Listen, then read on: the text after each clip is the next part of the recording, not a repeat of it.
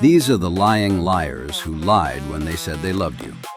A fictionalized, semi-autobiographical novel and podcast from Floore. Names and places have been changed to protect anyone who might be innocent.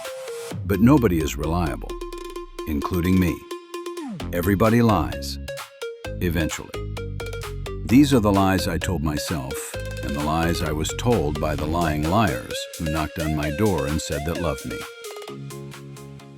We weren't far from home, but the engine temperature climbed rapidly in a contagious panic attack. My anxiety climbed with the indicator on the dashboard, hitting the critical red zone by the time I pulled over half a mile from home.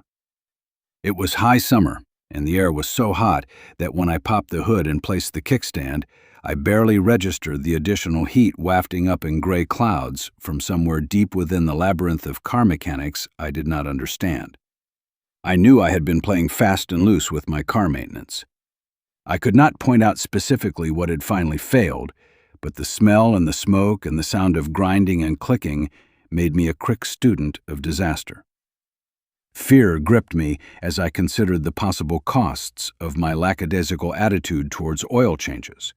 My bank account would be wheezing from the burden, as would my social status as the driver of junkies and plugs, and the trust my father had in my ability to manage my life. Well, I imagined my father opining, using sarcasm to barely mask the existential annoyance and paternal disappointment he felt towards me these days. "It's cheaper just to get the oil changed, bub." Bub was shorthand for idiot from my dad. I used a rag to loosen twist caps and pull dipsticks and wipe surfaces inside the incendiary innards of the engine. Simultaneously, the most adult person in a car filled with Tommy and David and a third hanger-on for the day, and also the least adult person in the world able to handle these circumstances. "I'm gonna wait until it cools down," I yelled, projecting world-weary wisdom as best I could towards my passengers, unsure if this was the right choice or if I was choosing the least possible problematic course amongst an array of problematic but totally predictable outcomes for the day. "Then I'm going to try and get it up to the shop." The shop was just as far from here as my place. 6 of one, half a dozen another. My mechanic only took cash, and cash app, but barely, and would give me the truth without any bullshit. What good is lying about the price, he had told me, if it meant I couldn't pay the bill in the end? I only ever went to him after that, sketchy hood rat payment system and all. The boys in the car groaned collectively. They were suddenly their teenage selves and bemoaned about their ill luck. "It's hot back here," one of them whined in a voice that might have been an obscene mimicry of the maternal vibes they caged me into some days. "Mom!" I swear I would punch any of them that tried me. "Hey, can I get a little cash?" Tommy asked, the first to abandon the vehicle. The windows were rolled up and the machine sat in the shade, so the remnant of air-conditioned purity still remained. He slipped out with deftness and alacrity, opening and shutting the door to not waste the coolness. "For what?" I said, purposefully sharp, a tone Tommy had ignored before and did now. "You seem stressed, man." Man, not babe, not bae, not even bub idiot or dumbass. Man. "We'll walk up to Georgie's, get some shit for everyone, and I'll meet you back at your place with dope and we can chill. I know how you can get, so it's best if I get 'em out of your hair, and then we can hang once you get all this fixed." He put a reassuring hand on my shoulder. "You good at solving problems, and you're already getting pissed at them. I can see it from the front seat." Insightful, I thought, without bothering to challenge it. Tommy was right. The two guys were annoying, and I would probably get loud and prickly if they stuck around, and spending time with Tommy, my boyfriend, I guess, though the word hadn't spoken again since that day, getting high and laying around felt strangely intimate. Tommy sees me, I mused lovingly. He gets me. "How much do you want?" Tommy's hand squeezed my shoulder, acknowledging, I thought, that we had bypassed my usual levels of refusal in the face of his good sense and his insightful concern for my emotional well-being. I'm gonna give you the whole number. He grabbed his cell phone, my old cell phone, gifted when I upgraded yesterday, and gestured to it. I got the whole amount broken down if you want to see it, but I'm not gonna bullshit you. I know you like it straight. I did. Thank you, Tommy. Thank you. $200. The lights went out for a moment in my eyes and came back on the way fluorescent office lights flicker in offices at night. I felt words coming to my lips that were not kind, did not match Tommy's caring even-handedness, and would probably leave me single had they came out unfiltered. Breathe in red, breathe out blue. Breathe in red, breathe out blue. Breathe in red. 5 minutes later, Tommy had $250 in his pocket, and I was watching them walk up the street towards Georgie's, while I sat in my smoking car where the last trace of air-conditioned air had followed them out when they left. Breathe out blue. But Tommy always came back, except for a few times, I reminded myself. He would come back today like he had before. Delete. I abandoned my car half an hour later, going instead in search of another adult nearby at a local Habibi shop and gas station around the corner. The interior of my car had warmed, notably, and I had been trespassing on someone's lawn under a tree for relief. The homeowners had peeked out a few times, waved when they saw it was still me, and closed the door again. I needed a drink. I needed to charge my phone. I needed a pack of cigarettes and maybe a bowl or a shot. And I needed an adult. My father was out of town, a state of non-presence that always shattered my fantasy of competence and independence. The distance felt monumental, and I did not want to be a bother while he was out of town with his other children, my siblings, on some mini vacation to which I was not invited. Instead of reconnecting with my nephews and niece and their parents, I would be spending this particular Saturday with a man called Cupcake, who was standing at the door of the Habibi shop, eagerly opening it and using the service as an excuse to ask for money. He was industrious, at least, and I clocked him as gay, not only for his delicate frame and vocal intonations, but for the Cupcake tattoo loudly on his neck. I did not get a real name right then, just Cupcake, a name which had happened to him after the tattoo. I compiled 3 times. You got the tattoo and then the name? You chose to put a cupcake tattoo on your neck, and that is how you got the name Cupcake.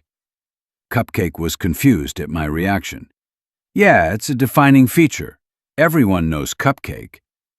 A beat later, he proclaimed his heterosexuality without provocation, and a beat after that, his cell phone rang with a Grindr notification. For the hustle, man. Everything about him said gay except his mouth, but his mouth was so full of words that he could have come out 6 times and I probably would have missed it. Cupcake listened to my complaints.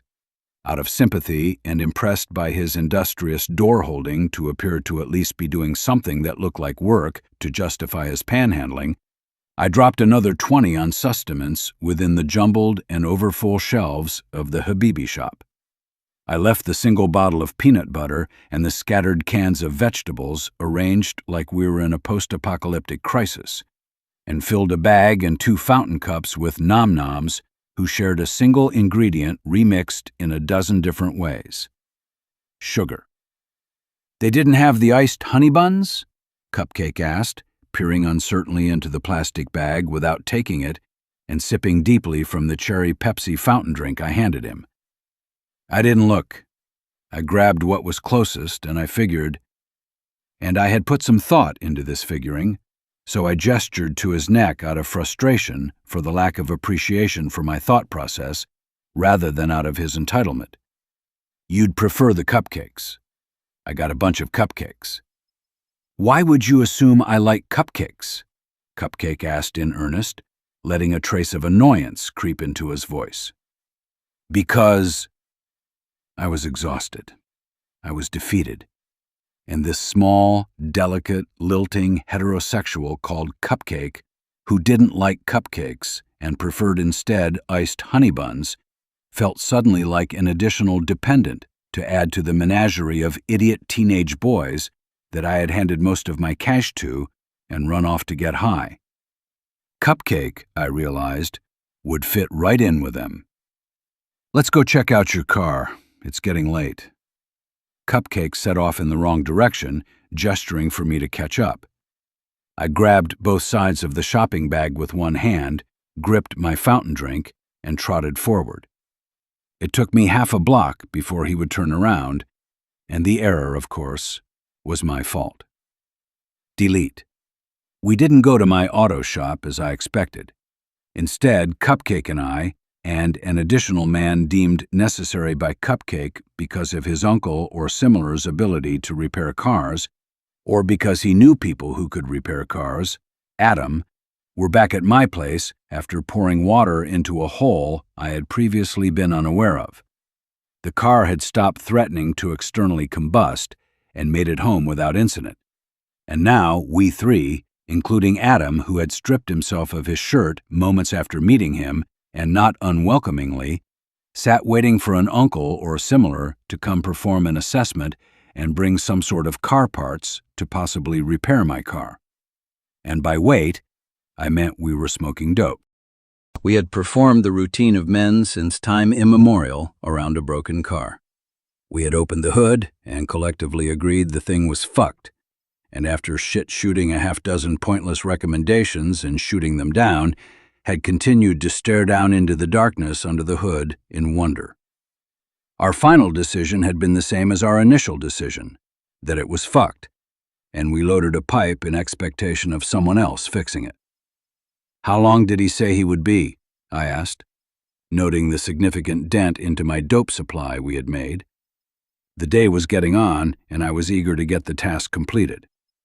"I've got to go," but I cut my own inner monologue off. I had nowhere to go, but the ongoing lack of momentum and the strangers in my house and their need to smoke was starting to grate on me. And where the fuck is Tommy? That last question, perhaps, grated the most. "I don't know," Cupcake offered half-heartedly. He stood up, all 5'4" on a good day of him, and headed for the door, mumbling, "I'll call and find out." Click and slam. I was left alone with shirtless Adam, and I was high enough to think the situation had gotten interesting. It hadn't, but I could dream. "So, what's up?" I said smoothly, or attempted to be smooth, as I passed the bong. "What do you know about the Jews?" Adam asked suddenly, looking at me, eyes filled with dope dreaminess and conspiracy, and his tone communicating a sort of magical otherworldliness he expected his words to carry. "Like, what do you really know about the Jews?" I said as a way of responding, unsure if this was a come-on or a distraction or a tweak. "I know they have Hanukkah in December or so, and that he cut me off. No, that's just what they want you to believe. I bet you're about to talk about how they were genocided in World War II by Hitler in the Holocaust, so-called, and that the State of Israel was created so they could have their homeland, right?" I shrugged, making some affirmative sound, hoping this wasn't going down some twisted alt-right discussion, but my hopes were in vain. "You know how the Jews control all of our finances, right?" And thus Adam, shirtless, attractive Adam, with the maybe uncle who might be able to assist with my car, but whom Cupcake stepped out to contact, stepped up on a soapbox that neither man nor God was going to pull him down from for the next 45 minutes. Adam ranted unblinkingly, and I think without a breath, on such vile anti-Semitic conspiracies, assuming my own complicit beliefs as he went, and I sat quietly, my mouth agape, realizing that placating him with nods or any sort of acknowledgement was probably not helping. "Why don't you just take off your pants while you're talking?" I thought. In all fairness, it would give me something to do other than listen.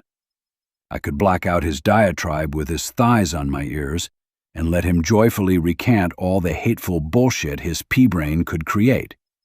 And I would be doing something I love, too. Instead, the harrowing lecture was brought to an end not by any conclusive evidence, but by the return of Tommy, this time without David, entering through the side door of my apartment, rarely used and, I thought, relatively unknown to the world. "Cupcake was jerking off in your car," Tommy announced, matter of fact. "The fuck?" I said, finally standing, the spell of Adam's monologue gratefully broken. Cupcake could have been... Well, no, that's about the worst thing I could think of him doing out there in my car, in full view of the neighbors, in the middle of the day. Cupcake was beating his meat, and that was the point. "In my car? Where anyone could see?" Tommy looked at me with judgment, and I withered. My day had gotten rough, and it showed. The transient masturbating in my broken car, the half-empty stash sitting out for everyone to see, and shirtless anti-Semite ranting in my bedroom were all symptoms of a day gone to shit. "Yeah, I got him to put it away." "Thank you," I said gratefully. "He's been out there forever. He was just supposed to be calling his uncle." "Yeah, they ain't coming." Tommy's statement was final. Adam looked sheepish. "Looks like there's no help coming today, huh, Adam? Why don't you all head out? Cupcake got you all a ride. Somebody's out there with a truck to take you all wherever you're going." "Cool." Adam jumped up and was dressed and out the door in a second. I smiled. "Want a smoked tea?" My tone was overly familiar, it felt, even in the silence of us by ourselves. "Oh, did you bring back—" "No, I haven't had the chance to get anything yet." "You've been gone for—" I checked my phone. "Jesus, is it 2 p.m.? You've been gone for 5 hours. You didn't get anything? Where have you been?" "I left David at the plugs. You're going to drive me back." He went out the front door of the apartment. "Lock up behind you." I thought the statement was strange, but followed him dutifully out the front door of the apartment willingly and excitedly. Tommy was back. Everything would fall back into line. The mess was being cleaned up. On the way, I got a text from Cupcake that Tommy, otherwise silent, read from my dashboard phone stand. "We got into an accident. We're going back to your crib. Meet you there."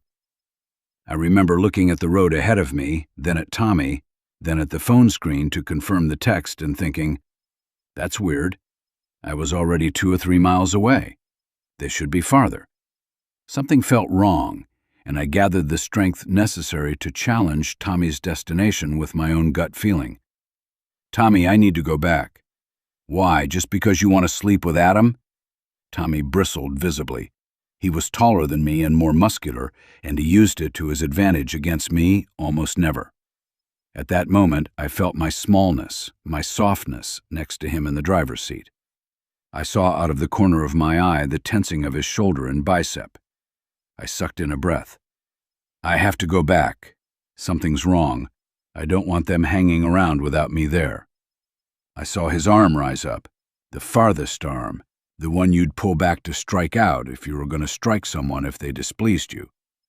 "So you going to leave me here in the middle of nowhere?" I jerked the car suddenly onto the side of the road, shocking him with the sudden rough, gravelly grating feel as we moved. I pulled the car to the left as I braked and pushed him a little against the door. Tommy dropped his far arm and used it to brace himself against the door as I pulled up to a sudden stop, whiplashing him forward and backward as the car scratched and shuddered to its final position.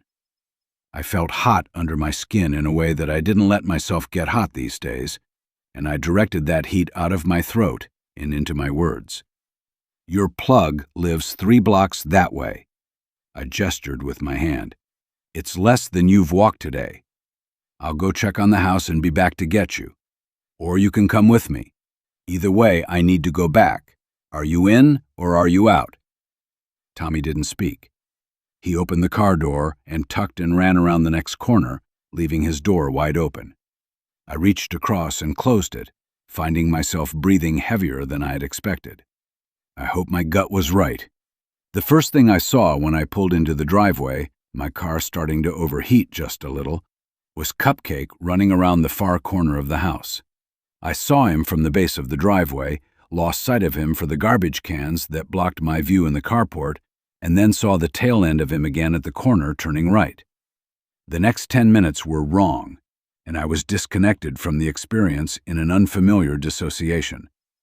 I walked into my front door and noticed nothing, and Cupcake came up behind me, grabbing me and pulling back around the corner to my smoking area, away from the view of the doors. He was nervous and jittery, and the anxiety gave him a weird aura that made him feel unwelcome and unwanted to me, even as he made half-baked romantic gestures at me and called me baby. I heard the far gate shut open and shut, and the sound of a car starting and driving off with a light squeal as it pulled out. I stood and moved slower than I could have, knowing already the outcome and wondering how bad the damage would be. "Where's Adam? Where's the truck?" I said over my shoulder to Cupcake vaguely. "What truck?" Cupcake said, actually surprised. "What did you all drive away in?" "A Mustang, Adam's brother's Mustang." "Where is it now?" He stammered. "They went—" I'm not sure what lie he let out. I had stopped listening. My side door was open. I had locked my front door and forgotten the side door. That never used, that forgotten entryway that I had not even thought anyone ever noticed at door, was wide open. I sat down in the doorway and heard rapid footsteps moving away from me.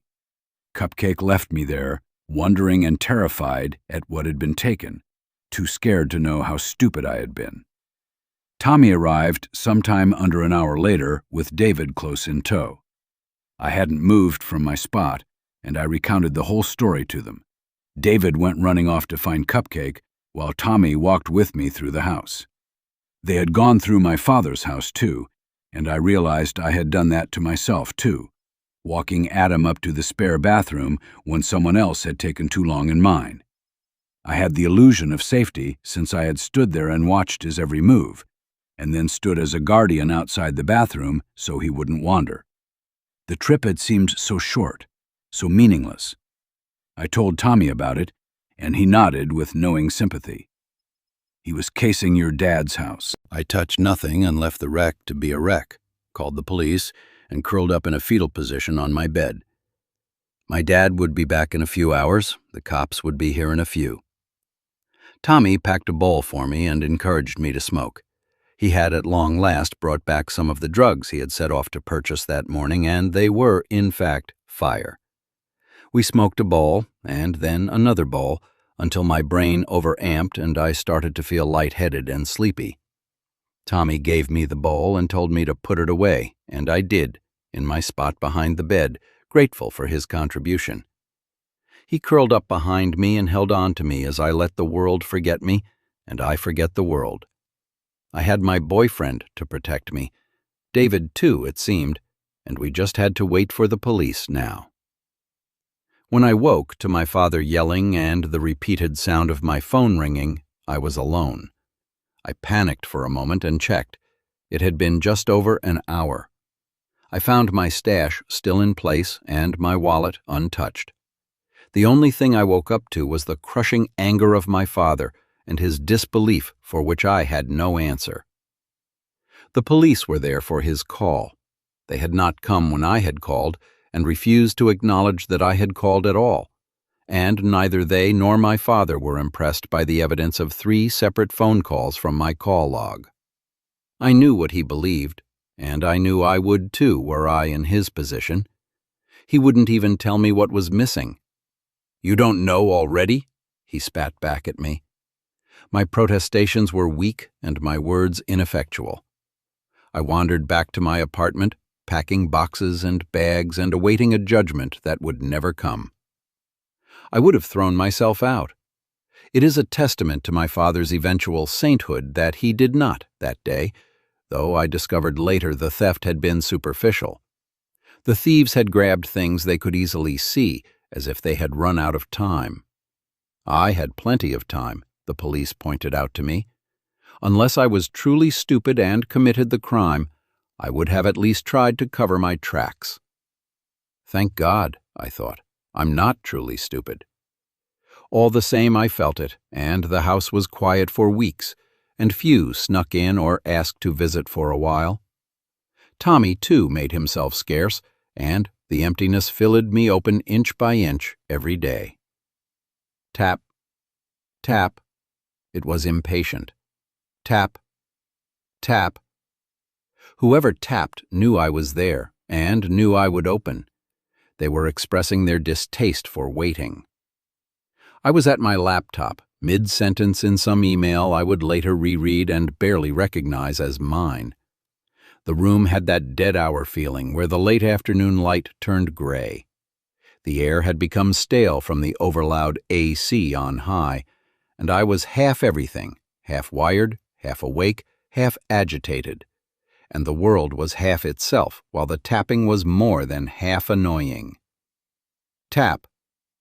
Tap, tap. Hey, yo. It was Tommy, and I felt relief for some reason. I gave my relief a reason. It wasn't just a random, chaste, asexual loser stopping by to grift. Or it wasn't one of my old friends who had so many things to say about Tommy and me. Or it wasn't one of the problem folks, or the ex-boyfriends, or the... It was Tommy. I knew the shape and purpose of Tommy. I liked Tommy. I wanted to be with Tommy. And Tommy mostly seemed to feel the same. Well, not the physical part, but enough. I stood up too fast and my chair scraped, announcing myself and stopping the incessant knock. The chair had indicated my position and intention loudly. Tommy knew I was coming without a word, but he knew that even had I been asleep. I opened the door. Tommy had his hands in the pockets of a hoodie I'm pretty sure wasn't his. His hair was damp at the roots, like he'd washed his face in a public sink and called it a shower. He looked guilty and didn't meet my eyes at first. "I brought someone with me who wanted to meet you," he mumbled so flat and slurred that I didn't catch it, but I got the purpose of his words as he stepped past me unceremoniously. Georgie. I wasn't sure how I knew it was him, but the only identity it could be was his. I had never seen Georgie, nor was I prepared for the elderly, effete, slightly chubby man, a black man, who stood in my doorway. Georgie looked like the closeted uncle at the cookout that always brought his special friend, a new one each time, to the affair to help him set up and serve the family's best food, better even than any auntie, and no one said nothing about his private life, because no one cooked mac and cheese like that old unk with all his young male friends. Together, with Tommy's guilt and Georgie's non-sexuality on display, they gave off an uncomfortable supporting character vibe. I was confused, but an impeccable host, and welcomed the man into my door just as I would any junkie, criminal, or trick. I even hugged him. "He came with me," Tommy said from behind, throwing himself across the blowjob chair in a practiced single collapse with one leg propped on the couch, one leg on the floor, and an arm behind his head, effectively doubling or tripling the space he took up. Georgie snapped at him twice. Snap, snap.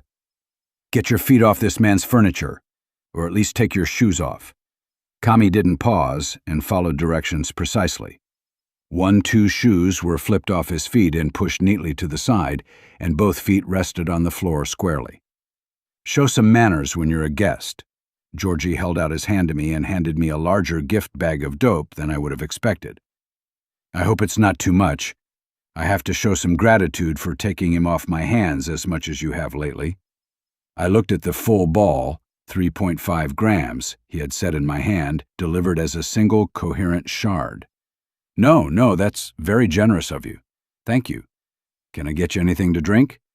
Georgie waved a water bottle in my face. "Thank you, but no, I brought my own. You know, people's houses in this life can be so unhygienic."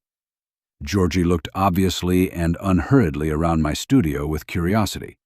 His gaze stopped on the occasional mess, my unfolded laundry, the stack of papers on my desk, the dishes in the sink. "Damn," Georgie said, voice smooth, amused. "This is cozy. And I had expected such a run-down little shack the way some people talk about it. For a tweaker of such renown, you sure do maintain your living space like an actual human." Tommy muttered something and headed straight for the bathroom, shutting it behind him loudly so that we knew that it had been shut on purpose. "I'm your guy now," Georgie said, sitting down on the edge of a cushion of the couch. "My what?" "Your plug. Your connect," he smiled. "Your dealer."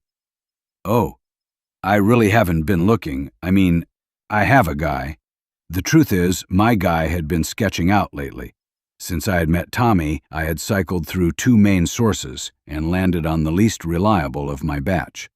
I always tried to maintain relationships with 3 minimum reliable sources of dope. When droughts hit, I was never without. When prices climbed, I could get the best price in town. Having multiple plugs meant you knew the market and could make adjustments before they affected your supply. But a crackdown by the city and the general idiocy of my social network meant that my supply chain had thinned to a single unreliable source, and redneck via Georgie. The reliability might be useful. Georgie waved a hand like he was brushing away smoke. Yeah, I know, they told me. Jamie tells me he serves you. And who do you think serves William? Damn, he was good. I'm letting you move up the ladder without any complication. He turned, faced me squarely, and it landed. He'd come here to execute a coronation and give a promotion I had not known I needed, but the logistics alone were good business. Georgie lived less than 5-minute walk from me, while Redneck was painfully slow on the best of days, and William was asking to be overtaxed and shorted on my final weight. I could still use them if they came sniffing around, but this promised something.